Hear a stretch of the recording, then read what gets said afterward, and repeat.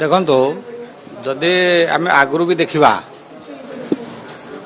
BJD ଯେତେ ସବୁ ଆପଣଙ୍କର ଏପଟେ ଆନ୍ଧ୍ରଠୁ ଆରମ୍ଭ କରି କେରଲା ଏପଟେ ଆପଣଙ୍କର ପଶ୍ଚିମବଙ୍ଗାଲ ମାନେ ଆଦାର ଦେନ୍ ବିଜେପି ଗଭର୍ଣ୍ଣମେଣ୍ଟ ଯୋଉ ଯୋଉ ଜାଗାରେ ହେଇଛି ତାଙ୍କ ସାଙ୍ଗରେ ହିଁ ପ୍ରାୟ ତାଙ୍କର ସମ୍ପର୍କଟା ବେଶୀ ଥିଲା ଆଉ ଏବେ ମଧ୍ୟ ଅଛି। ଆଉ ସେଦିନ ତ ଆମେ ସମସ୍ତେ ଦେଖିଲେ ଯେମିତି ତାମିଲନାଡୁର ମନ୍ତ୍ରୀ ଆସିଲେ ଏବଂ ସାଂସଦ ଆସିଲେ ଏବଂ ତାଙ୍କୁ ନିମନ୍ତ୍ରଣ କଲେ। ତେଣୁ ସେଟା ଦେଖନ୍ତୁ ସେମାନଙ୍କର ସେଟା ବ୍ୟକ୍ତିଗତ ଆମେ କହିପାରିବା ଇଣ୍ଟରନାଲ ସେମାନେ କାହା ସାଙ୍ଗରେ ରହିବେ ଏନଡିଏ ସାଙ୍ଗରେ ରହିବେ କି ଇଣ୍ଡିଆ ମେଣ୍ଟ ସାଙ୍ଗରେ ରହିବେ ସେଟା ଆମେ କହିପାରିବାନି।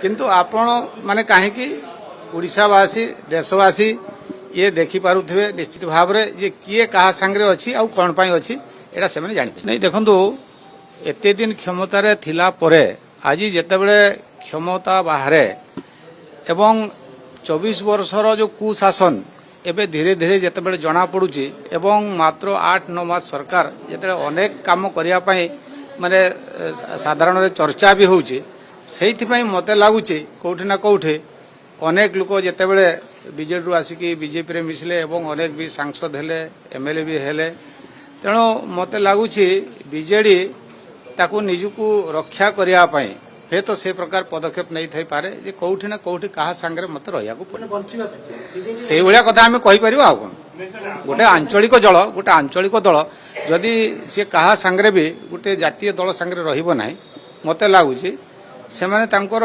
ଭବିଷ୍ୟତରେ କ'ଣ ହେବ ସେଟା ସେମାନେ ନିଜେ ବି ଅନୁଭବ କରିପାରୁଥିବେ।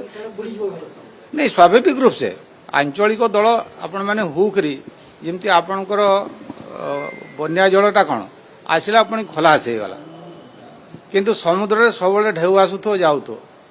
ତେଣୁ ଜାତୀୟ ଦଳ ଆଉ ଆଞ୍ଚଳିକ ଦଳ ଭିତରେ ଫରକ ହେଉଛି।